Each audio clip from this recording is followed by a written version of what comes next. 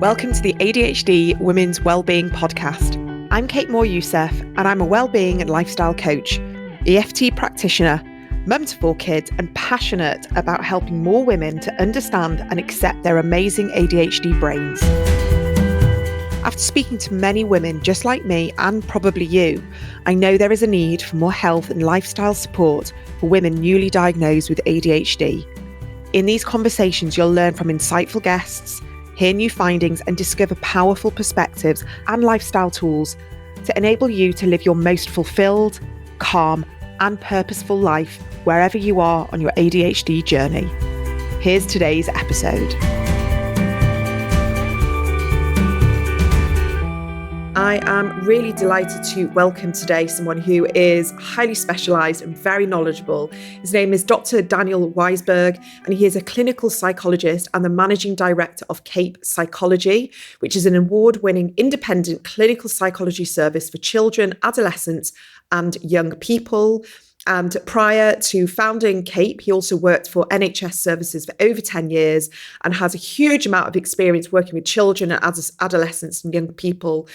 And he has a specialised area of neuropsychology, paediatric neuropsychology, which is a highly specialised area of clinical psychology that aims to understand how children's brains relate to their learning, behaviour and development. So I'm really looking forward to getting into this conversation with you, Dr. Daniel Weisberg, and also because there's so many there's parents, there's teachers, there's doctors, there's therapists that listen to this podcast.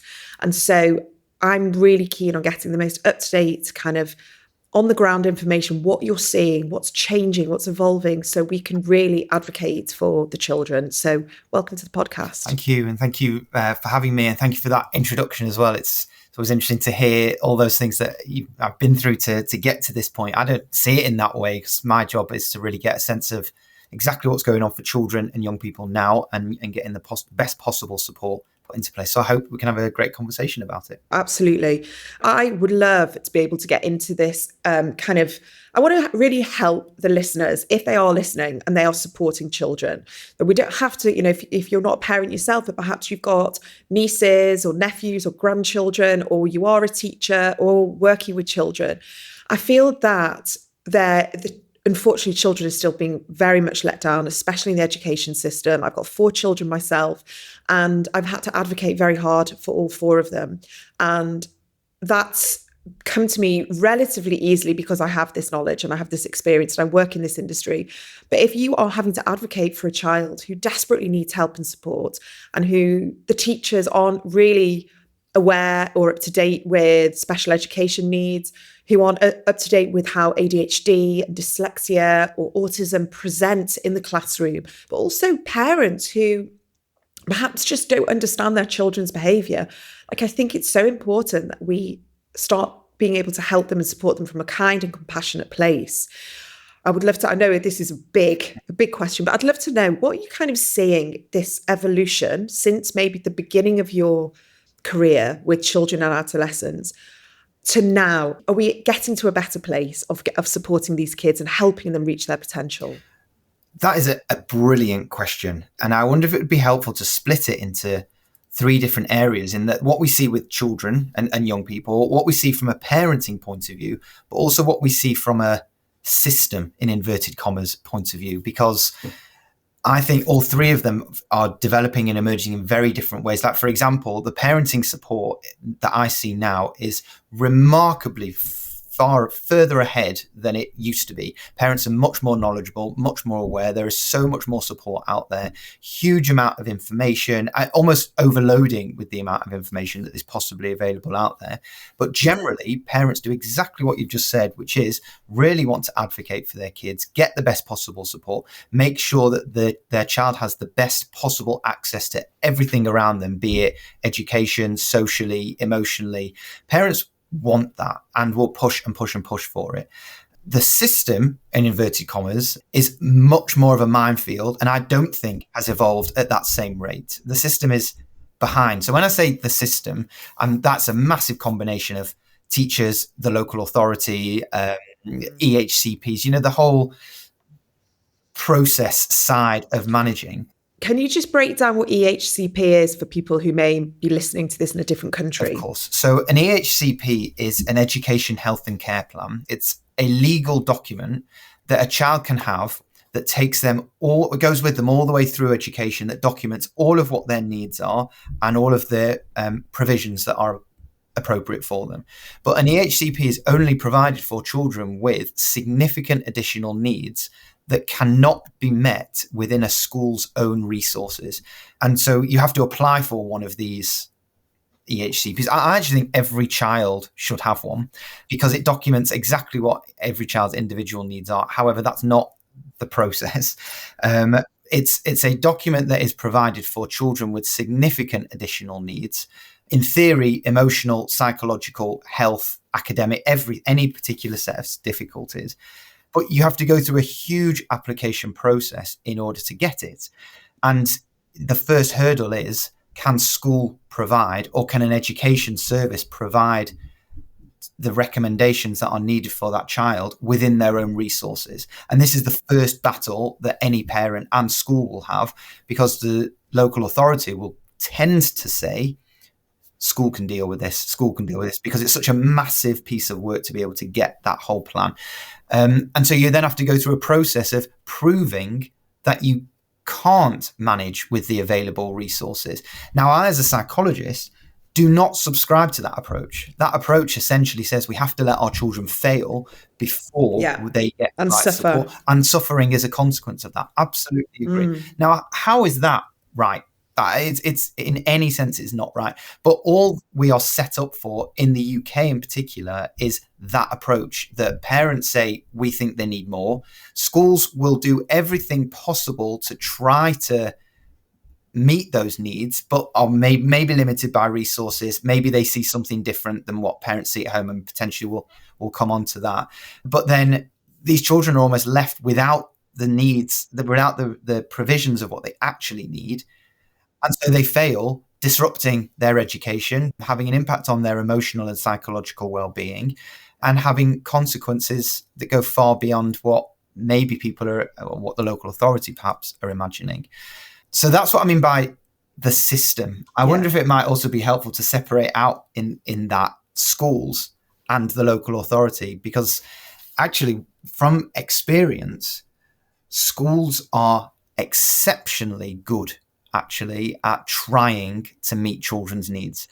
We often meet professionally parents who approach us who say, when we're a bit worried about what school that they're not doing enough. We think that school might not understand our child in the way that they should be understanding them. Sometimes parents go further and say school are rubbish and school aren't anywhere near as good as we would have hoped. In my professional experience, I have never met a school who are rubbish. Teachers want to teach. Senkos want to provide the right support for their children, for their pupils. The pastoral team want to give the best possible care. Often they are limited by their own resources, or perhaps they see something different to what parents are reporting. And so you can start to see there's battles now along every single step of the way, trying to. It's interesting. It's interesting that you say that, and it's something that I would hope to believe. And I it's kind of encouraging that you say that. I sometimes see how schools aren't up to date with neurodivergence and how that might present. And I see schools that perhaps are still using kind of like out of date information, or aren't getting the training, and they aren't recognizing. I'm going to maybe say from an ADHD perspective in girls, how that can present and how it can be quite difficult to spot. As a parent who has ADHD girls, I have heard the same things from teachers over the years of, if they just try harder, if they just do a bit more, if they just stop fidgeting, if they just make sure their handwriting is a bit neater. And that when you're hearing that at a parents' evening, and I have this thing because I've got ADHD myself where my blood just boils, and I'm just like, and my husband can feel almost like me about to erupt, where I have to sort of stay contained. But then I go into the professional capacity and say, well, can you see on their report that they have been diagnosed with ADHD? And so for them to sit in a class without tapping their foot or fidgeting or doodling is really, really hard. Or can you see that for them to finish the exam on time, processing all the information and getting all that information out is going to be harder? So I do feel that there is an element that certain teachers do need to have this more better understanding, especially in girls. And I know that teachers are doing their best, and I commend teachers hugely because I know what they're doing is almost impossible. I know that. And they go in, they don't go in to teach and be like, they want to support kids. But it does, as a parent, it feels hard. Yeah. Everything you said, I completely agree with. And this is where there has to be a slightly different approach to how this whole thing is managed, because you're right. The teachers want to teach and want to do the best that they possibly want to do. But when I say limited by resource, that's also limited by their availability to learn new ways that children can present in terms of these difficulties, to become more aware of how children might not be able to manage, how actually saying something that might be an off-the-cuff comment can actually have really detrimental effects. But yes, this is in a context of teachers now who don't just teach in the way that perhaps when we went to school. When we went to school, there was a teacher at the front who said, and we all just sort of sat and listened. And if you didn't get it, for whatever reason, you were the dumb one or the not clever one, or maybe I'm using polite language here. And you were just the naughty one, the disruptive one. Absolutely. And now that still exists, that thought process. But there is a huge amount more now within a classroom in that there are TAs, but a teacher has to think of, well, that pupil needs this particular support. This one has that pass. This one has these ear defenders. That one needs it. And so a teacher's attention is massively spread across so much more.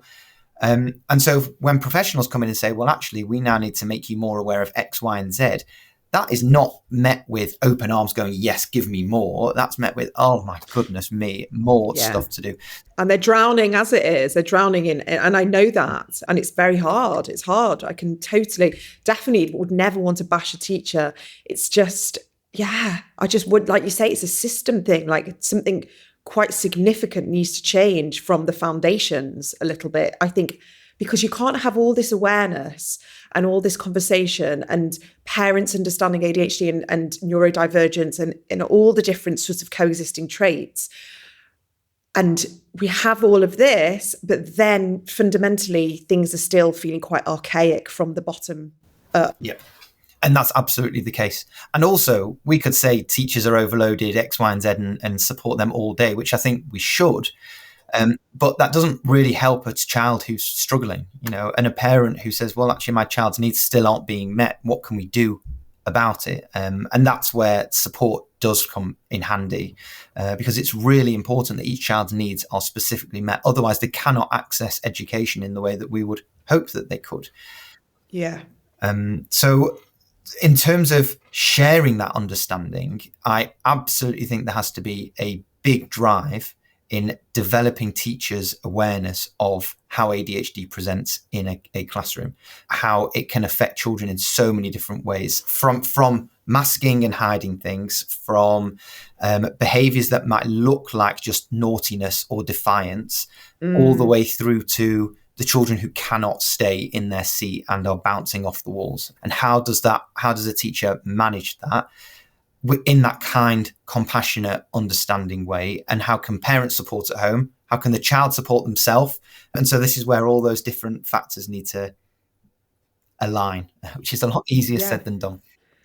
It is. And then because we kind of understand what this trajectory is, back in the day, people would leave school with no qualifications, and they would have undiagnosed dyslexia and ADHD and autism and all these different things, but they would just leave school with no career path, very low self-esteem, no self-belief, low self-confidence, all of these things. And then they just have this sort of chronic unemployment, and not feeling that they are worthy of anything in life because they've sort of been given these beliefs that they're stupid and they're dumb and they can't read and they can't do things.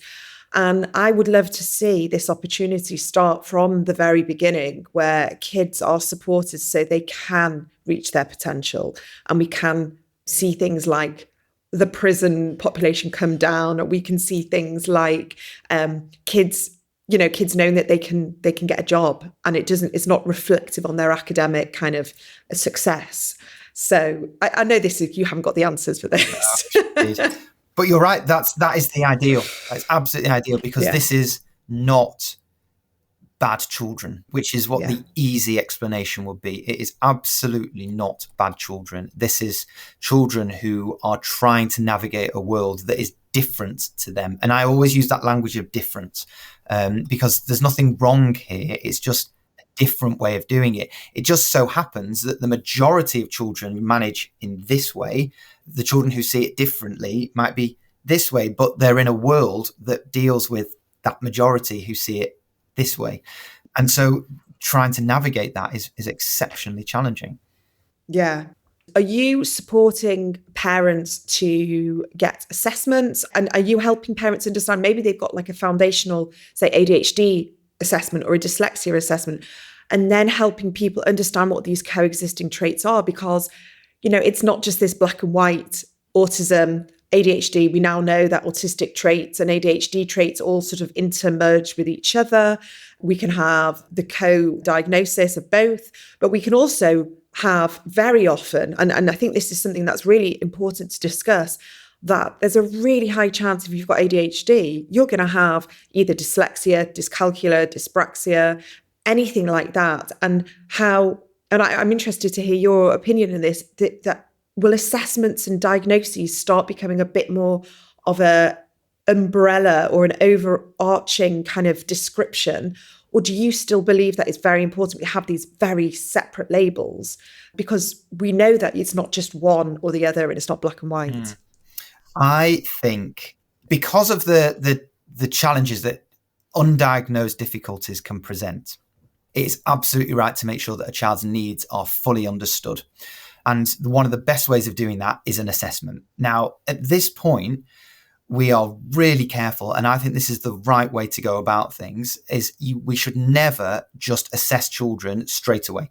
Assessments are heavy going, detailed, in-depth, thorough tests, if you will, of a child's skills and abilities across a wide range of settings. So at home, at school, socially, and it is a very thorough understanding of everything that's going on.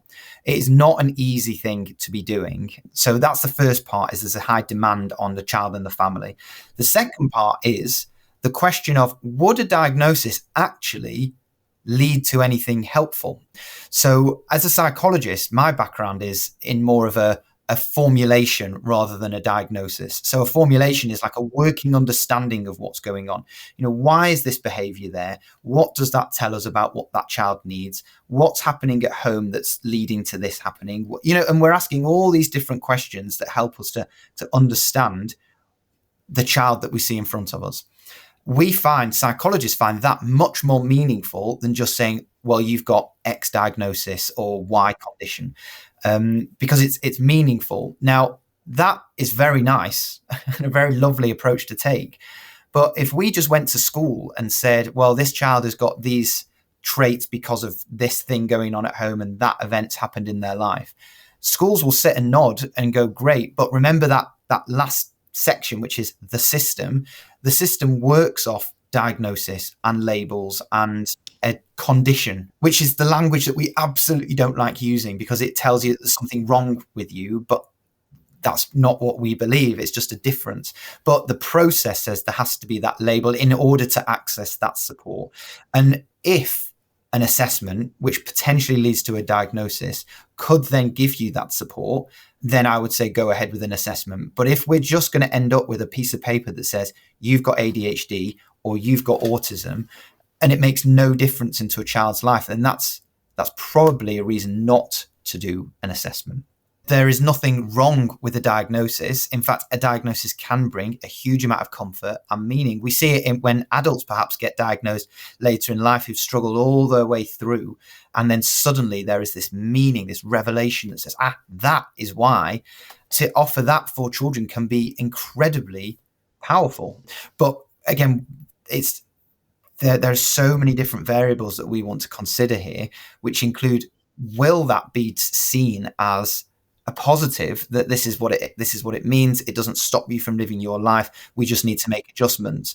Or will a child potentially interpret that as, well, I've got this thing now that's wrong with me. This is my identity. This is who I am. And actually that puts them on a very different perspective to that one of a positive one.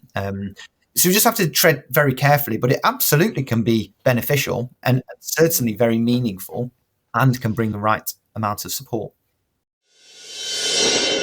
So I wanted you guys to be the first ones to know what's going on in this community. And because you are here listening to the podcast, I believe that you deserve to know exactly what's happening as soon as it's coming out. So I'm going to give you some insights. We've got workshops, live workshops. It's happening between now and July. So many different topics, ranging from the nervous system to RSD, to hormones, to compassionate family dynamics.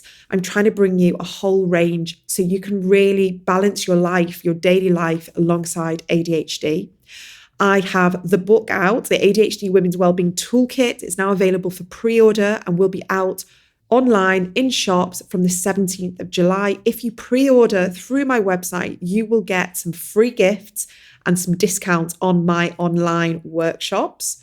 And I want you guys to be the first to know that I have a brand new membership launching in September. This is all about accessibility. It's about support, nurturing community. It's about really creating a supportive connection point where I can offer you what I know, but also create a space, a really loving, compassionate space for so many of us who want to thrive alongside our ADHD. So if you put your name down on the wait list, you will have access to the founder's price. You'll be locked in. All the details are on my website now. You put your name down on the wait list, and I promise you guys are going to be the first ones to have access to this membership at this low cost, locked in price. So head to my website for all the information on everything I've just talked about, the book, the workshops, and the membership. It's adhdwomenswellbeing.co.uk.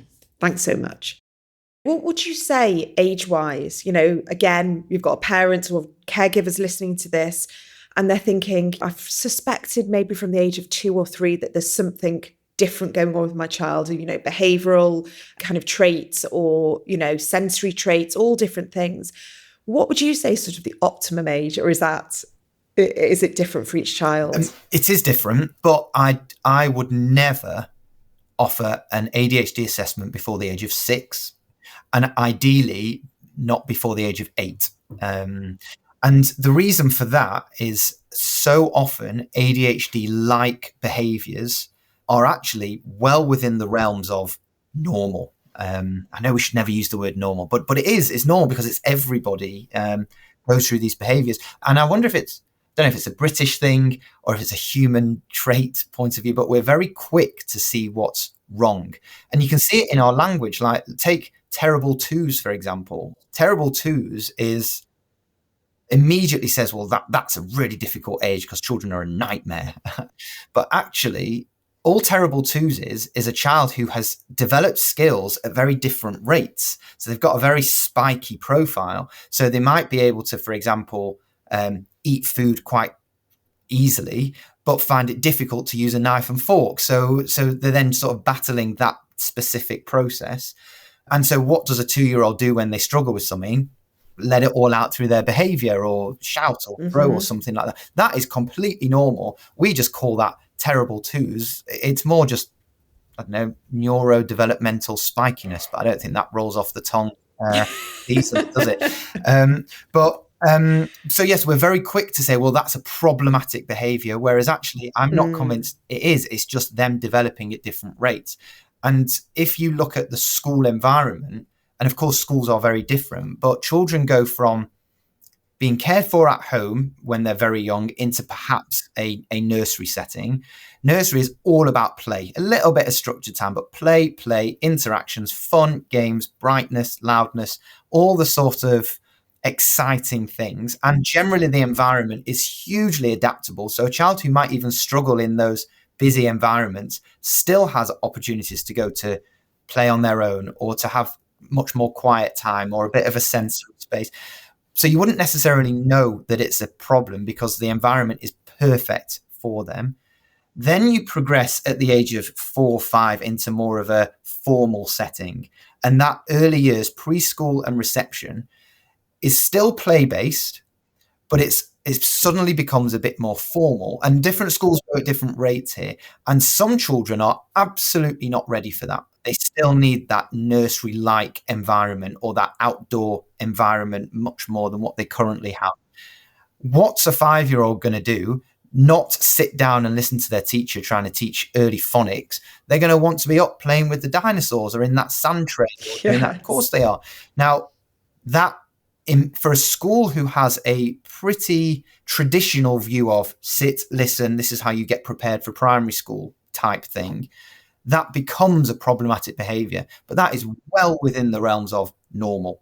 And so we're suddenly getting this fight on our hands. Now, there might be a problem, that there might be a challenge that a child's got. They cannot manage it, and that might lead to something later on in life. It might do. But for a lot of children, they're just not ready for that environment. And there are some countries that recognize this and don't offer that formal school setting until 7, 8. I think the Scandinavian countries take that approach. Now, there is a scientific reason for that, and we are nowhere near set up. Can you imagine if we said, now, right, your child's at home with you now until 7? That's what I would be like. But that's really what's necessary, because that's helping children to learn the most fundamental element of life, which is play. Play.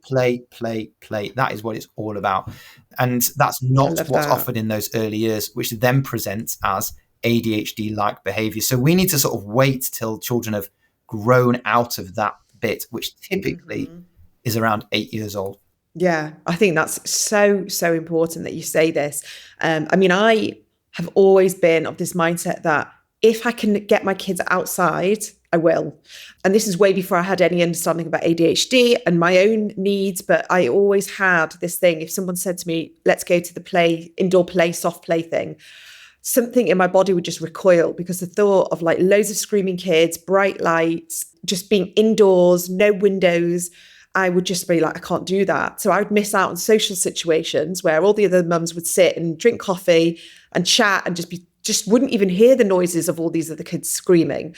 But anytime I did that with my kids, they would also have a reaction. There would be a meltdown, they'd be screaming, they would kick off when I had to leave. It was always so stressful. So I just made this decision that actually I'm happier, my kids are happier when we go to the park, we're playing in the garden, we go for a walk, we go to the woods, anything like that.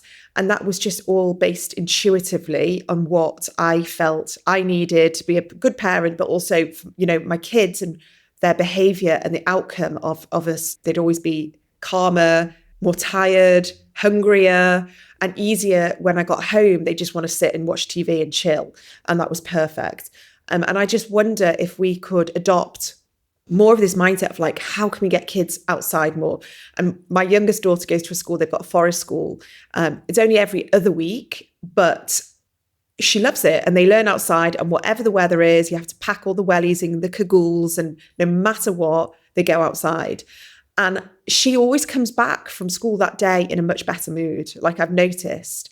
So I just think these little things that don't cost a huge amount of money, and they don't really involve like too many logistics, like we can just kind of go, actually, I think my kids are better when they're outside and they're kicking a ball around, they're climbing, they're in a playground, they're running through the woods, we're picking up bits and pieces. Little things like that can really impact their behavior. Absolutely. That is one of the best possible things that you can do. Get outside and get playing, no matter the weather. Now, this is really easy to sit here and say, but in reality, when it's pouring down with rain, you don't want kids to go outside. When it's freezing cold, you don't want them to go outside. But actually, every single time they're outside, it's not only just brilliant for their energy levels and their activity levels, it's also a massive learning experience being out there. So whatever happens outside, children are learning from it. And you see this when children go to a park, they would happily grab sticks or jump into that puddle or go into that forest bit that says do not enter, whatever it might be, because children are naturally curious and they're developing their understanding of that world around them, and can only do that by being immersed into those environments. This is why forest schools are so exceptionally popular, because not only do kids love it, they massively benefit from it, and they're so much more regulated afterwards because they've been doing all the things that are naturally perfect for them. Yeah. I love that. Regulated is the word, isn't it? And just being outside is one of the best ways to work towards that. I remember, so in my own private life, I remember the first time I experienced this, of how children learn from things in ways that we might not necessarily see as adults. Is when so I've got 3 kids. The oldest is now 9, but when he was like 2, I thought, we need to buy some toys here to help him, play and do whatever else. And obviously, being a psychologist, I'm looking at all the toys with that teaches this thing and that learns about this and this speaks. We bought a load of things, and I thought, this is amazing. Face on, because this is an evidence-based child. What did he want to play with? Empty toilet roll holders and bottles of washing up liquid.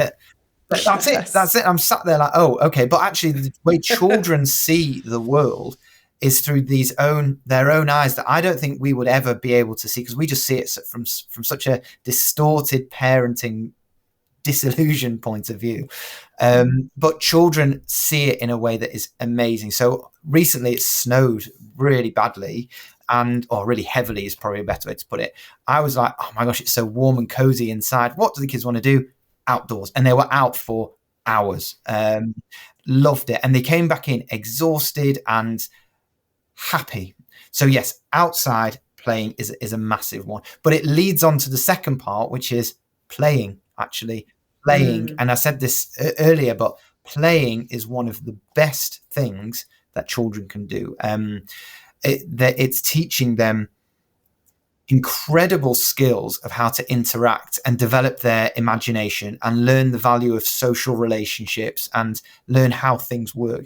But we as adults never play in the way that is ideal for children. So if they play on their own, that's one thing. But when they want us to play with them, we are not very good at this at all. We tend to direct play. So if children come along and they say, oh, look at this, and they ask a load of questions, what's this that you're making? What does this do? How does this work? What should we do with this? And you're sort of throwing making it a very challenging set of circumstances for that child, because there might not be a name for it, or the child might not have that ability to say it. What I would recommend is taking that step back and just sort of describing what's happening when you're playing. And so you're saying things like, wow, look at that yellow car that flies on top of that super giraffe. Because you're using words, they're hearing language, it helps them develop language, but you're also not directing the play in any sense. They are directing it. You're just tagging along to it. You see this when children ask for help in things. If you suddenly become too directive in things, they'll give up more quickly. If a child's trying a jigsaw, for example, and they're trying it with matching the colors or whatever strategy they're using, and you come in and say, no, you need to put the edges around first, do the edge, do the corner. They'll just sit there and go, and maybe walk off, because that's not what they want to do. They just sort of want you there to be with them, which is not. That's so important to hear that. I think that's, and it's difficult. It's really difficult, because that's not what comes naturally to so many parents. Yeah, we kind of want to take control, don't we? What you just said then is actually really profound. It's just to be there, just to be. And we don't have to be doing loads of things and stimulating them and teaching them and doing all this, just to sort of be there in the background while they're pottering around, and that can help them feel safe and secure. And I know that so many parents, we're busy, we're working, we've got pressure. Most women I know now are working part-time, at least, often full-time. The kids are in daycare, childcare. It's such a different setup. And then we have all these pressures, again, of, well, is my child dyslexic? Do I need to take them for an assessment? Is this behavior, quote unquote, normal? Is that a sensory need? What do I need to do? There's just so much. There's so much as parents. And yes, you hear the media, especially the Daily Mail and all these different people that going, oh, everyone needs a label nowadays and everyone's getting extra time and teachers are stretched and, you know, every child is got something. But actually, it's kind of like, well, where's that balance as a parent, as a caregiver? Like, where do we find that balance of heading straight for these diagnoses? Where do we sit, watch and wait? Where do we support? And where do we worry, I guess? Yeah. And what you've just described really eloquently is what every parent is holding all the time. So when a professional comes along and goes, oh, just be with your children, that's really easy for us to say. But the reality is that's exceptionally challenging to actually put into practice. Phones buzz, things happen, things distract you. You've got a million and one things to be dealing with. So trying to work out how a child's imaginary flying horse fits into your life is really difficult in that moment. So if it is not professionally, it is not a problem to say, no, I can't play at the moment because I've got to do X, Y, and Z. That is not a problem. Parents often feel guilty about that and really shouldn't, because life happens. Life is busy. Other things sometimes need to take priority, and that's okay. But as long as there is some time that you can have with your child, not disrupted. Is that the right word? Yeah. Uninterrupted. There's the right word. Uninterrupted. So if you're playing, don't have your phone to the side of you and quickly glancing, just play. And actually, there was some evidence recently that said children need 10 minutes a day of play with parents. 10 minutes, that's it. And if you can manage that, that's a really good starting point to work towards. But yeah, there is so much that parents have to be holding. So for example, as a psychologist, I know that shouting at children is absolutely not a helpful way of parenting. Do I shout at my children? Absolutely, I shout at my children. Does it help? Never, ever. And find myself in these same situations over and over again. And I know that I shouldn't. I know that I need to take that step back and try and understand what led to that set of circumstances. But I'm holding a million and one things, and trying to do that is really difficult. But that's where we can try and make a difference. That's what we can try and do. Can we take that deep breath in, take a step back and say, right, what does my child need at this moment? What are they trying to communicate to me? What are they going through that has led to this set of circumstances? And it just allows you to have that wider overview of that behavior or of that comment or of that action that they have done, that isn't immediately seen as they're just being difficult again. Here they go again, that sort of stuff. Because that's what we were saying, teachers can sometimes fall into the trap of.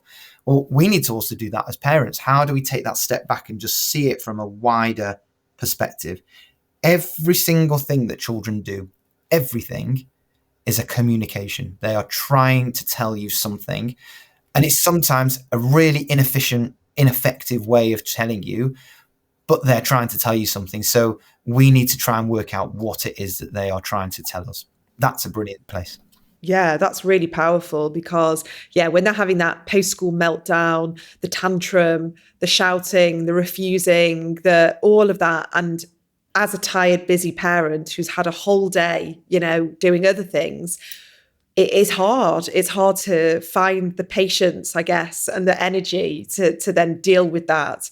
But I think, I talk a huge amount about looking after ourselves and our regulation and finding places of calm and self-care so we can then hopefully hold that space for our kids, because as parents that's what we need to be doing. It's very difficult if we've got, neurodivergent families and there's all sorts of levels of reactivity and energy and all things like that. But I think just little snippets of awareness and these little bits of guidance and advice to also say it's okay to say not right now. And it's also okay, we're all human and we do shout, and even a clinical psychologist who understands children knows that it's not right to shout, but still we're human and that's what happens. So we probably need to kind of give ourselves a bit of grace and a bit of compassion as well. And just kind of, I'm a firm believer that if we show our kids love and connection every single day. And like you say, just to put our phone away for 10 minutes. And if they want to talk to us or they want to engage with us, to move that phone and for them to sort of see us move that phone is actually a really big, significant behavior to say, right, I'm here, I'm listening to you, you've got my full attention. Because I do it all the time. I'm on my phone, they're asking me, and I can hear them going, mummy, mummy, mummy, and I'm on my phone. And I'm not on my phone just doing something insignificant. I probably am responding to an important email, but they don't know what I'm doing on my phone. They might think I'm just scrolling on TikTok or Instagram or whatever. So yeah, I think this conversation is going to be very helpful because it's going to maybe take a little bit of pressure off parents. What I'd love to know is what support do you provide? What services do you provide? And how does it work from a country-wide perspective? And maybe if someone's listening from a different country, what can you help with? Particularly from an assessment point of view, or just in general? Yeah, what services? I guess if someone's saying, right, this actually sounds like I want some private help. I don't want to wait any longer in the NHS. What can you guys do to help? So CAYP Psychology is a psychological healthcare service for children. We cover a wide range of concerns that parents might have and difficulties that children might experience. We are a clinical psychology-led service. So everyone who works with us, we have 90 psychologists across the UK. They are mostly clinical psychologists. Some aren't. I'll explain why in a second. But we are here to offer that clinical psychology support and advice for families, for children, and even schools and teachers to offer that understanding of what's going on for a child. The position that we come from is one of saying we can intervene at the earliest possible point here. So our real aim is to support families who might be beginning to think that there is a problem. So we're a bit worried about our child. We're a bit concerned that they're struggling in certain areas. Can we get some help? And getting the support then can stop that problem from developing. Huge amount of clinical evidence says if you prevent the problem from getting worse, is massively more beneficial in terms of all different metrics, outcomes and satisfaction and happiness and well-being, rather than fixing it when it gets more significant. And that's unfortunately what mental health services have found themselves in, is a situation where they can only support the children at that complete other end of the spectrum, which is children who are really struggling to the point where there are lots of concerns about their own safety and their own well-being. I want to stop that from happening. So therapeutically, we can absolutely offer that face-to-face. We've got clinics across the UK, but also online as well. But from an assessment point of view, I'm particularly proud of our assessments because I know that we do them really, really well. So assessments for autism and ADHD in particular are really comprehensive, really detailed, and very thorough. Now, there's huge amount of guidance on how to do an ADHD or an autism assessment. So NICE guidelines, which is the National Institute for Clinical Excellence, they say this as the standards that are expected for a particular assessment. And if an assessment does not meet those standards, it is considered invalid. And so I would urge any parent looking for a private assessment to make sure that the assessments are consistent with NICE guidelines, and to get the evidence that that's the case. Because, so for example, in an autism assessment, there has to be two professionals involved. There are circumstances where it can be one, but generally two professionals involved who are also part of a wider multidisciplinary team. There have to be multiple professionals from multiple backgrounds who assess a child over multiple settings, at home, at school, out and about. Now, if that's not part of an assessment, so for example, a family are just coming, they have a quick conversation, fill out this questionnaire, and then there's a possible diagnosis, that is no way near good enough. And that's my concern with private assessments out there, that there are providers who you could find for a very cheap price, a quick and dirty, it's not the nicest language, but it's a quick and dirty assessment. Fill out this questionnaire, tick these boxes, express what's going on here, and if that fits with ADHD, we'll give a diagnosis. These are psychiatric diagnoses that are lifelong diagnoses. They should never, ever be given, especially to children, unless we are 100% confident that that's what's going on for them. And one of the features of that confidence is, I believe, you have to meet a professional team face to face. Online assessments are not valid enough, in my opinion, to give these diagnoses. A professional has to see how your child manages in certain environments. And when I said earlier about these tests being quite difficult, it puts children through challenging circumstances. In an assessment of ADHD, we assess their sustained attention. How long can a child sit repeating a very boring task? Because we want to know, how do they manage that? That's not a pleasant experience at all. But we have to see that face to face so that we can even see the non-verbal comments, the subtleties. That's what we're trained to do, is how are they responding? What about masking? I don't think you could assess how a child masks through a Zoom call. That's not good enough. So yes, they have to meet face to face. So nice guidelines, multidisciplinary team, face to face. And these are all the features of what we can offer. And the final part is we absolutely must get corroboration from school. Schools have to be part of an assessment. So if a family approach us and ask for an assessment without school's involvement, it would be very, very unlikely for us to progress with it, because we feel we need that understanding. As a psychologist, I want to understand why they don't want school involved, and we can potentially help from that side. But we need a teacher spends hours with a child each day. We need their perspective, even if it might be different from a parent's perspective. And we absolutely need to see that. So it takes a lot of conversations, a lot of collaboration, a lot of liaison with different people. But that helps us come to an overall diagnosis, which would then be documented in a report for a family to use as their evidence for what they need. And what about sort of the coexisting traits alongside that? So when you're assessing, are you looking for the other things that we know that ride alongside, ADHD, such as whether it's OCD, whether it is anxiety, whether it is dyslexia? Are you is that part of the package, or is that separate? Every assessment that we do will absolutely be looking out for those different things going on. We call them comorbidities. And you're absolutely right in that children with ADHD are massively more likely to also have something else, such as autism or dyslexia. The pathways in children's brains for these different differences are very similar. So there is a much higher likelihood of these comorbidities from occurring. So as part of our assessment, we'll be looking out for it. But if we need to make a formal diagnosis, there would then need to be an additional assessment for that particular thing. And which is why we would only ever recommend assessments that we've got the evidence for if it's causing those families particular challenges. So, for example, if a child's coming with attentional difficulties and we decide that an ADHD assessment is the right thing, we are absolutely on the lookout for signs of autism, signs of learning challenges. And if those are there, we would clearly state that to the family and recommend they go ahead with assessments for those things if it was necessary.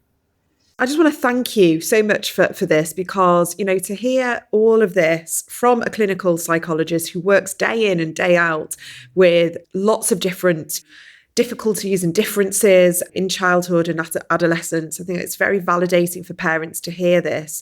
And I guess, how can people get in touch with you? What's your website? Because I'm sure there's going to be people who will be like, yes, I want to work with you, and maybe get an assessment for their child. So all the information about all the work that we do is on our website. It's www.CAYP, spelled CAYP, -psychology.com, CAYP-psychology.com. We also have, we're trying to be a modern service, so we've invested in quite a lot of AI recently. Now, a robot will never take over psychologists. And should never take over psychologists. But when families get in touch with us, they can also WhatsApp us. But we've got this AI system that helps to respond to queries much quicker than a human would do. So if someone asks about prices or availability or locations or how things work, rather than picking up the phone and talking to us, which of course you are welcome to do, if you want an immediate response, WhatsApp us. Our number is 07446 502 690. 07446 502 690. Send us a WhatsApp, and Charlie, our AI robot person. But yeah, we're always here to follow it up. So you're not going to be sent to a robot to do a formal assessment. That's nice guidelines. Yeah, that's absolutely fine. So I'll put all this in the show notes. So if you are driving or walking the dog right now, you can go back and refer to the show notes. Dr. Daniel Weisberg, thank you so much for your time. Really appreciate it, and I hope to speak to you again very soon. Thank you so much. If today's episode has been helpful for you and you're looking for even further support, my brand new book, The ADHD Women's Wellbeing Toolkit, is now available to order from anywhere you get your books from. I really hope this book is going to be the ultimate resource for anyone who loves this podcast and wants a deeper dive into all these kinds of conversations. If you head to my website, adhdwomenswellbeing.co.uk, you'll find all the information on the book there, which is going to be out on the 17th of July. Thank you so much.